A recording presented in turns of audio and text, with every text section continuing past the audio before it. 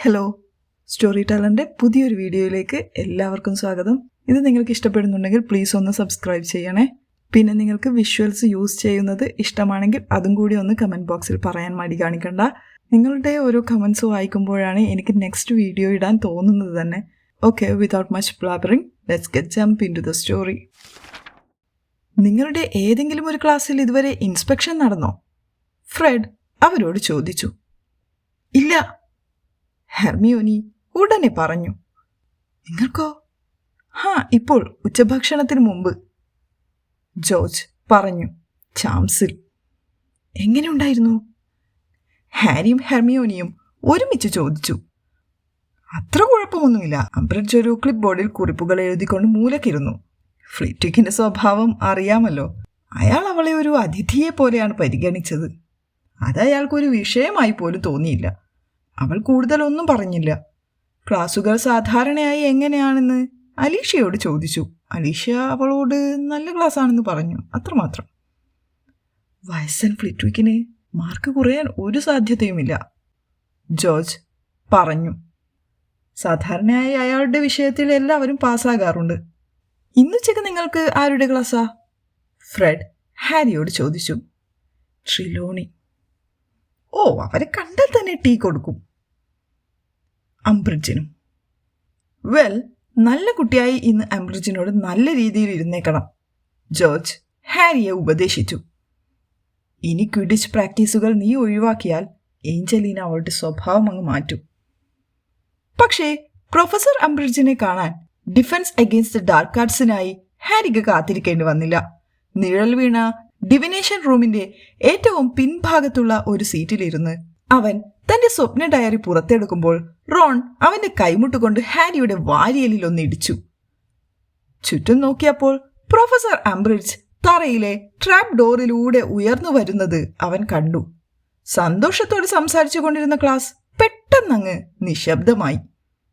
ശബ്ദത്തിന്റെ നിലവാരത്തിലുണ്ടായ കുറവ് the dream ഓറക്കിളിന്റെ പകർപ്പുകൾ വിതരണം ചെയ്യാൻ അലഞ്ഞു നടന്ന പ്രൊഫസർ ട്രിലോണിയെ ചുറ്റും നോക്കാൻ പ്രേരിപ്പിച്ചു. Good afternoon professor Trelawney. Professor Umbridge തന്റെ വിശാലമായ പുഞ്ചിരിയോടെ അഭിവാദ്യം ചെയ്തു. എന്റെ കുറിപ്പ് നിങ്ങൾക്ക് ലഭിച്ചുവെന്ന് ഞാൻ വിശ്വസിക്കുന്നു. നിങ്ങളുടെ പരിശോധനയുടെ സമയവും തീയതിയും അറിയിച്ചുകൊണ്ട്.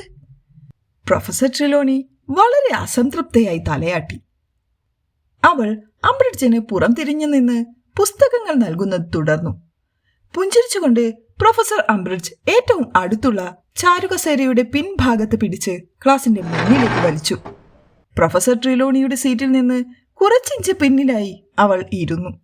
പൂക്കളുള്ള ബാഗിൽ നിന്ന് ക്ലിപ്പ് ബോർഡ് പുറത്തെടുത്ത് പ്രതീക്ഷയോടെ മുകളിലേക്ക് നോക്കി ക്ലാസ് ആരംഭിക്കുന്നതിനായി കാത്തിരുന്നു.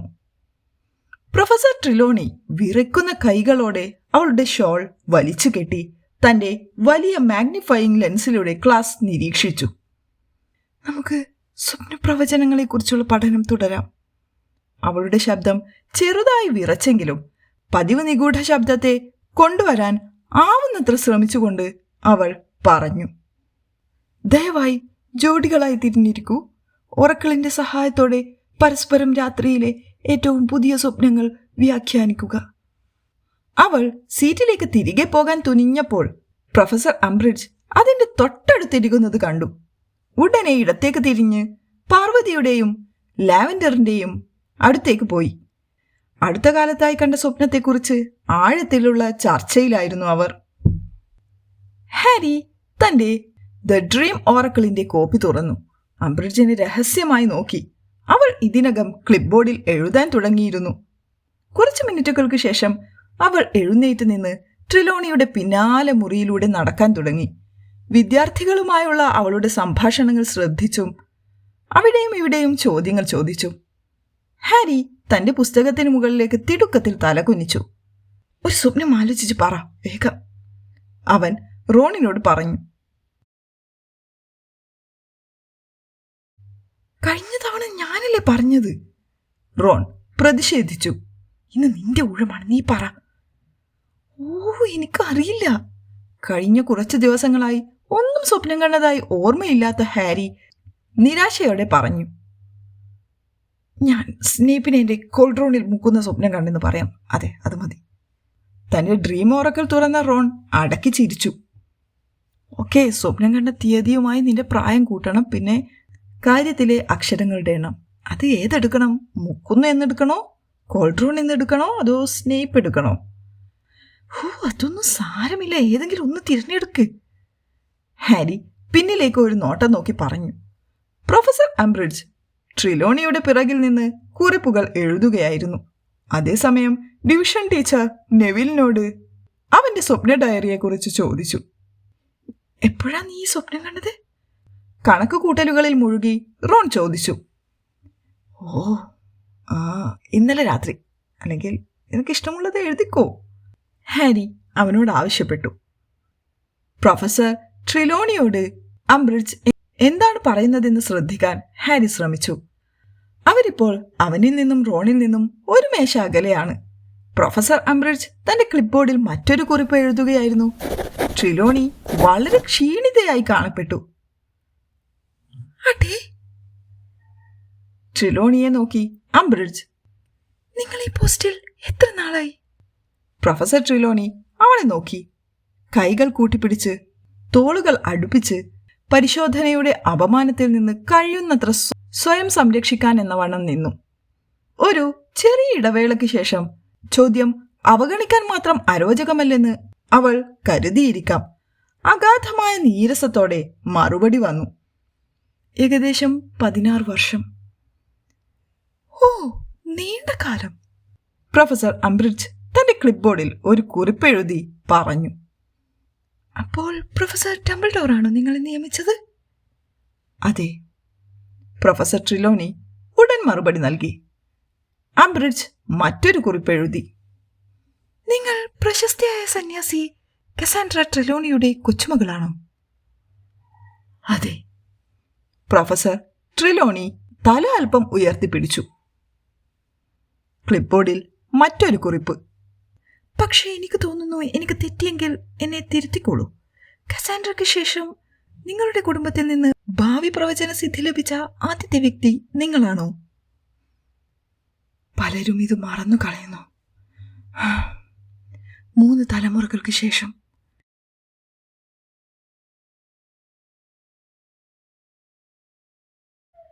ഓ ശരി, നിങ്ങൾക്ക് എന്നെക്കുറിച്ച് എന്തെങ്കിലും പ്രവചിക്കാൻ കഴിയുമെങ്കിൽ ആവാം. അവൾ മുകളിലേക്ക് നോക്കി പുഞ്ചിരിച്ചു. പ്രൊഫസർ ട്രിലോണി തന്റെ കാതുകളെ വിശ്വസിക്കാൻ കഴിയാത്തതുപോലെ ഉറച്ചു നിന്നു. എനിക്ക് മനസ്സിലായില്ല. ട്രിലോണി തന്റെ നേർത്ത കഴുത്തിലെ ഷോളിൽ വിറയലോടെ പിടിച്ചു. എനിക്ക് വേണ്ടി ഒരു പ്രവചനം നടത്തണമെന്ന് ഞാൻ ആഗ്രഹിക്കുന്നു, അംബ്രിഡ്ജ് വ്യക്തമാക്കി.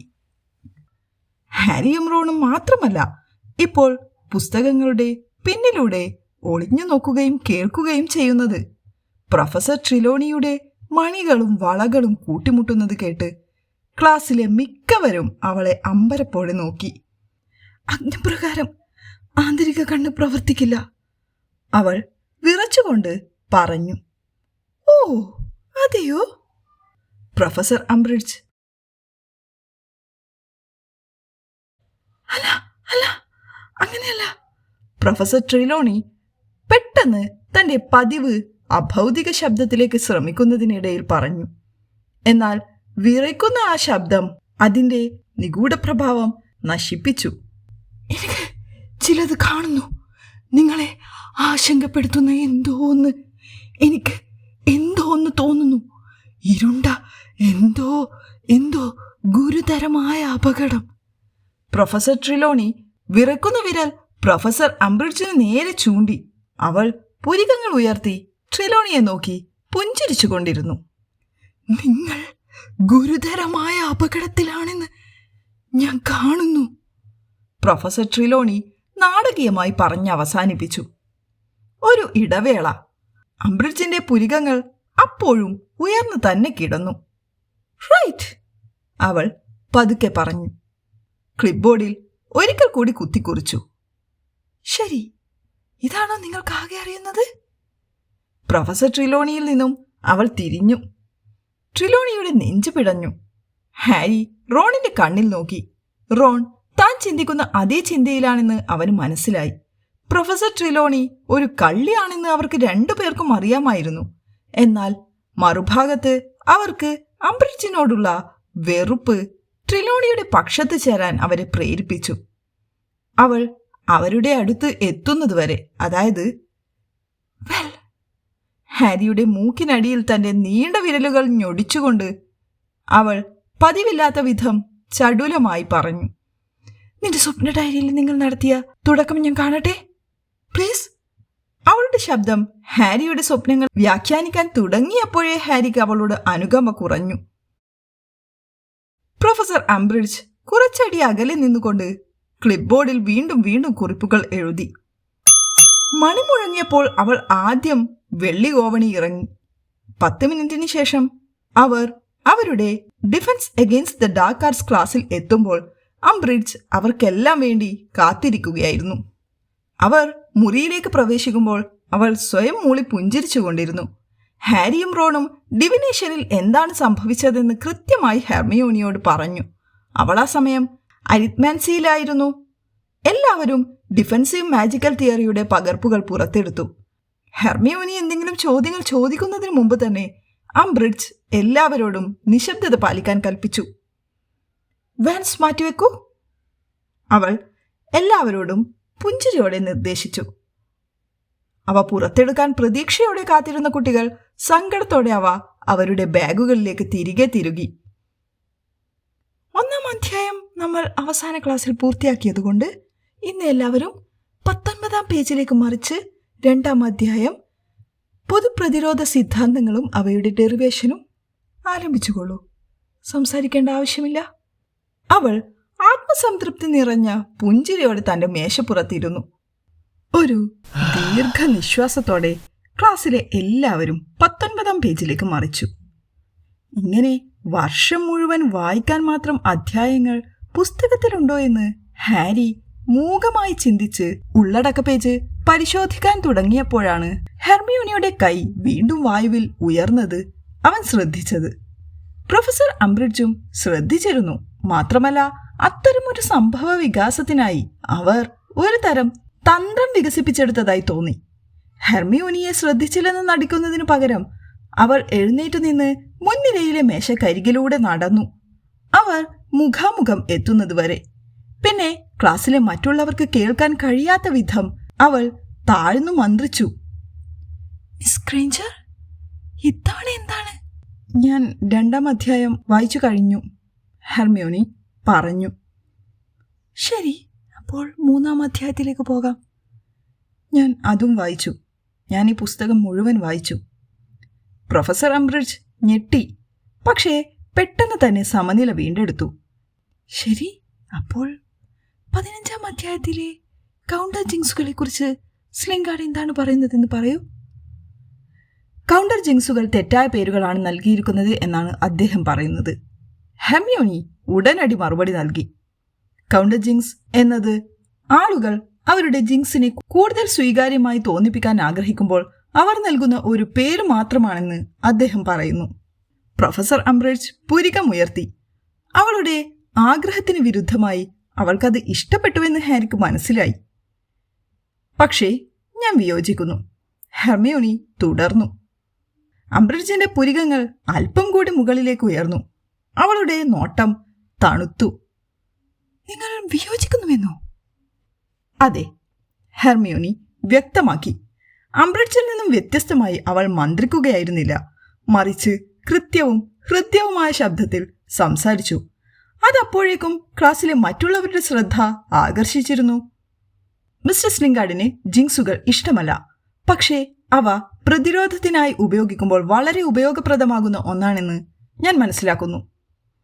ഓ, അതെയോ? പ്രൊഫസർ അംബ്രിഡ്ജ് മന്ത്രിക്കാൻ മറന്ന് നിവർന്നു നിന്നുകൊണ്ട് പറഞ്ഞു. ശരി, മിസ്റ്റർ സ്ലിംഗാർഡിന്റെ അഭിപ്രായമാണ് ഈ ക്ലാസ് മുറിയിൽ പ്രധാനം, നിങ്ങളുടേതല്ല മിസ് ഗ്രേഞ്ചർ. പക്ഷേ ഹെർമിയോണി തുടങ്ങി. മതി, പ്രൊഫസർ അംബ്രിഡ്ജ് പറഞ്ഞു. അവൾ ക്ലാസിന്റെ മുന്നിലേക്ക് തിരികെ നടന്നു. അവരുടെ മുന്നിൽ നിന്നു. ക്ലാസിന്റെ തുടക്കത്തിൽ അവൾ കാണിച്ച എല്ലാ ആഡംബരവും പോയിരുന്നു. മിസ് ഗ്രേഞ്ചർ, ഞാൻ ഗ്രിഫിൻഡോർ ഹൗസിൽ നിന്ന് 5 പോയിന്റുകൾ എടുക്കാൻ പോകുന്നു. ഇതേ ചൊല്ലി ഒരു മുറുമുറുപ്പ് പൊട്ടിപ്പുറപ്പെട്ടു. എന്തിനെ? ഹാരി ദേഷ്യത്തോടെ ശബ്ദമുയർത്തി. നീ ഇതിൽ ഇടപെടണ്ട, ഹെർമിയോണി അവനോട് പെട്ടെന്ന് മന്ത്രിച്ചു. അർത്ഥശൂന്യമായ കാര്യങ്ങൾ പറഞ്ഞ് എന്റെ ക്ലാസ് തടസ്സപ്പെടുത്തിയതിന്. പ്രൊഫസർ തന്റെ ഭാഗം ന്യായീകരിച്ചു. മന്ത്രാലയം അംഗീകരിച്ച ഒരു രീതി ഉപയോഗിച്ച് നിങ്ങളെ പഠിപ്പിക്കാനാണ് ഞാനിവിടെ വന്നിരിക്കുന്നത്. അല്ലാതെ വിദ്യാർത്ഥികൾക്ക് വളരെ കുറച്ച് മാത്രം മനസ്സിലാകുന്ന കാര്യത്തിൽ അവരുടെ അഭിപ്രായങ്ങൾ പറയിപ്പിക്കാനല്ല. ഈ വിഷയത്തിൽ നിങ്ങളുടെ മുൻ അധ്യാപകർ നിങ്ങൾക്ക് കൂടുതൽ അനുമതി നൽകിയിരിക്കാം. പക്ഷേ അവരിൽ ആരും തന്നെ ഒരു മിനിസ്ട്രി ഇൻസ്പെക്ഷനിൽ പാസ്സാകാൻ അനുയോജ്യരല്ലായിരുന്നു, പ്രൊഫസർ ക്വിറൽ ഒഴികെ. അദ്ദേഹം കുറഞ്ഞത് പ്രായത്തിനനുസരിച്ചുള്ള കാര്യങ്ങൾ പഠിപ്പിക്കാൻ ശ്രദ്ധിച്ചിരുന്നു. അതെ, ക്വിറൽ ഒരു മികച്ച അധ്യാപകനായിരുന്നു, ഹാരി ഉറക്കെ അലറി. ലോർഡ് വോൾഡിമോർട്ടിനെ തലയ്ക്ക് പിന്നിൽ കയറ്റിവെച്ചു എന്ന ചെറിയൊരു പോരായ്മ മാത്രം. ഈ പറച്ചിലിന് ശേഷം ഹാരി ഇതുവരെ കേട്ടിട്ടുള്ളതിൽ വച്ച് ഏറ്റവും ഭീകര നിശബ്ദത പടർന്നു. ഒരാഴ്ച കൂടി ഡിറ്റൻഷനിൽ വെച്ചാൽ നീ നന്നാകുമെന്ന് ഞാൻ കരുതുന്നു മിസ്റ്റർ പോട്ടർ, അംബ്രിഡ്ജ് ഭംഗിയായി പറഞ്ഞു.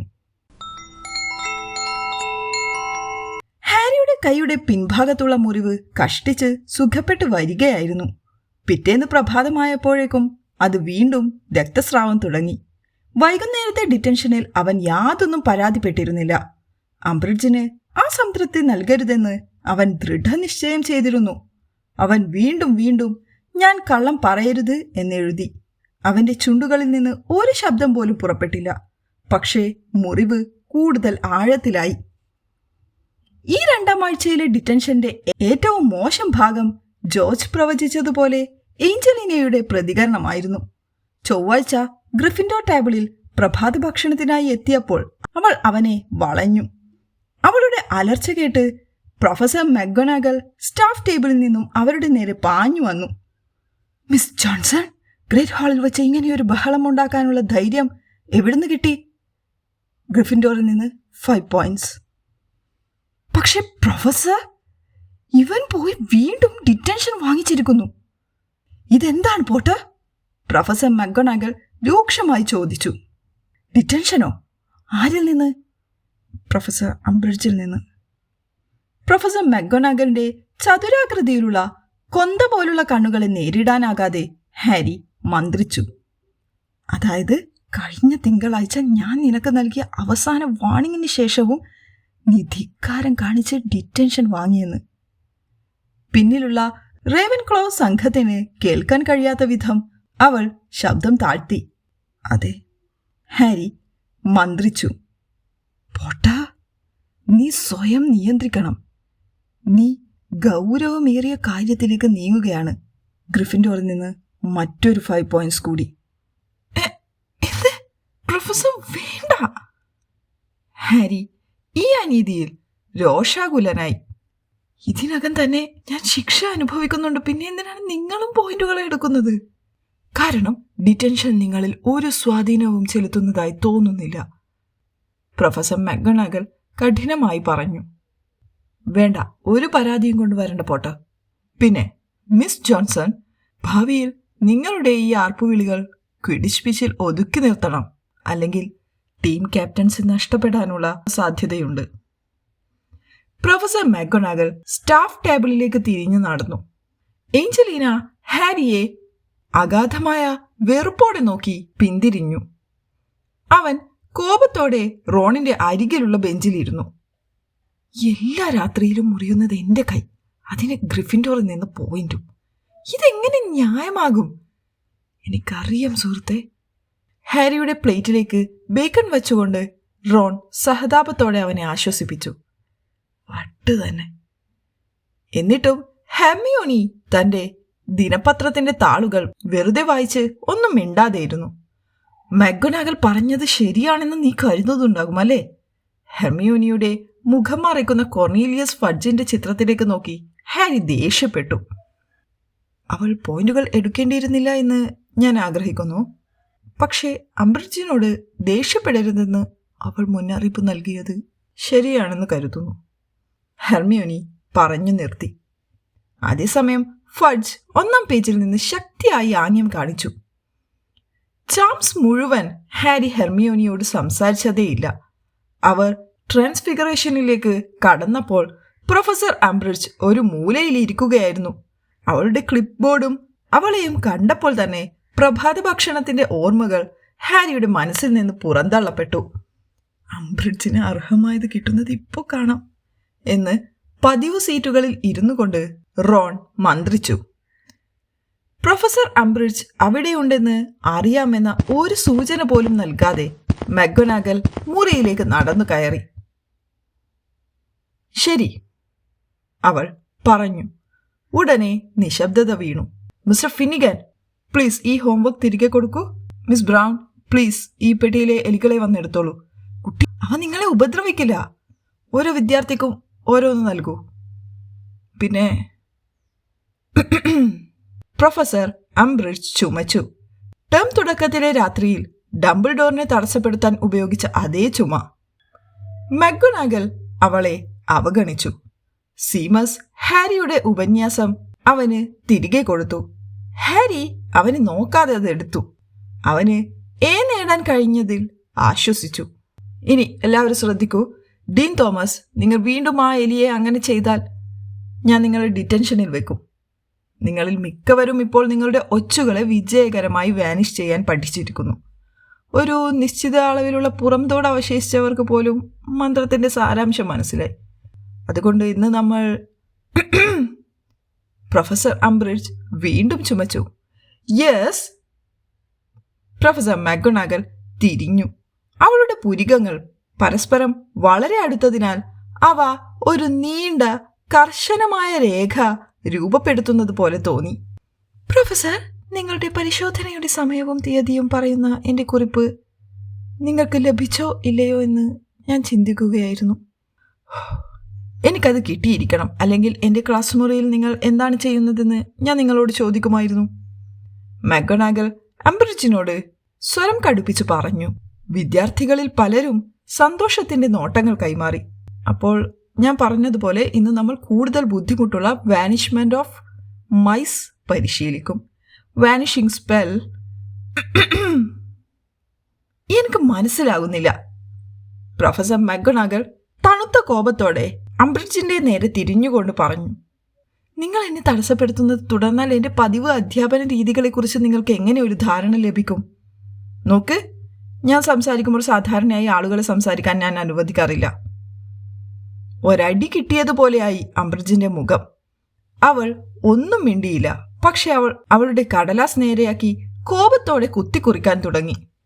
അങ്ങേയറ്റം നിസ്സംഗതയോടെ പ്രൊഫസർ മക്ഗൊനാഗൽ സംസാരം തുടർന്നു. ഞാൻ പറഞ്ഞതുപോലെ അപ്രത്യക്ഷമാകുന്ന മന്ത്രം അപ്രത്യക്ഷമാകേണ്ട മൃഗത്തിന്റെ സങ്കീർണത അനുസരിച്ച് മാറുന്നു. ഒരു ഇൻവെർട്ടിബ്രേറ്റ് എന്ന നിലയിൽ ഒരു ചെറിയ ജീവിയായിരുന്നു. എന്നാൽ എലി ഒരു സസ്തനിയായതിനാൽ അതിലും വലിയ വെല്ലുവിളി ഉയർത്തുന്നു. അതിനാൽ ഇത് നിങ്ങളുടെ അത്താഴത്തിന് മനസ്സിൽ വെച്ച് ചെയ്യാൻ ശ്രമിച്ചാൽ ഈ മാജിക് നടക്കില്ല. അപ്പോൾ നിങ്ങൾക്ക് മന്ത്രവാദം അറിയാമല്ലോ. എന്താണ് ചെയ്യുന്നതെന്ന് ഞാൻ കാണട്ടെ. ആംബ്രിഡ്ജിനോട് ദേഷ്യപ്പെടരുതെന്ന് ഇവർക്കെങ്ങനെ എന്നെ പഠിപ്പിക്കാൻ കഴിയും? ഹാരി ശ്വാസമടക്കി റോണിനോട് മന്ത്രിച്ചു. പക്ഷെ അവൻ പുഞ്ചിരിക്കുകയായിരുന്നു. പ്രൊഫസർ മക്ഗൊനാഗലിനോടുള്ള ദേഷ്യം പൂർണ്ണമായും ഇല്ലാതായി. ട്രിലോണിയെ പിന്തുടർന്നതുപോലെ ആംബ്രിഡ്ജ് ക്ലാസ്സിൽ പ്രൊഫസർ മക്ഗൊനാഗലിനെ പിന്തുടർന്നില്ല. ഒരുപക്ഷെ മക്ഗൊനാഗൽ അത് അനുവദിക്കില്ലെന്ന് അവൾ മനസ്സിലാക്കിയിരിക്കാം. എന്നിരുന്നാലും തന്റെ മൂലയിൽ ഇരുന്നു കൊണ്ട് അവൾ കൂടുതൽ കുറിപ്പുകൾ എഴുതി. ഒടുവിൽ പ്രൊഫസർ മക്ഗൊനാഗൽ എല്ലാവരോടും പാക്ക് ചെയ്യാൻ പറഞ്ഞപ്പോൾ മുഖത്ത് ഒരു വിഷാദഭാവത്തോടെ ആംബ്രിഡ്ജ് എഴുന്നേറ്റു. കുഴപ്പമില്ല, ഇതൊരു തുടക്കമല്ലേ. ഒരു നീണ്ട എലിവാല് ഉയർത്തിപ്പിടിച്ച് ലാവൻഡർ നീട്ടിക്കൊണ്ടുപോയ പെട്ടിയിലേക്ക് അതിനെ തിരികെ ഇട്ടുകൊണ്ട് റോൺ പറഞ്ഞു. അവർ ക്ലാസ് മുറിയിൽ നിന്ന് പുറത്തേക്ക് വരുമ്പോൾ പ്രൊഫസർ ആംബ്രിഡ്ജ് മക്ഗൊനാഗലിന്റെ മേശയ്ക്കടുത്തേക്ക് വരുന്നത് ഹാരി കണ്ടു. അവൻ റോണിനെ തട്ടിവിളിച്ചു. റോൺ ഹെർമിയോണിയെയും മൂവരും മനഃപൂർവ്വം ഒളിഞ്ഞു നോക്കാൻ തുടങ്ങി. എത്ര കാലമായി നിങ്ങൾ ഹോഗ്വാർട്സിൽ പഠിപ്പിക്കുന്നു? ആംബ്രിഡ്ജ് ചോദിച്ചു.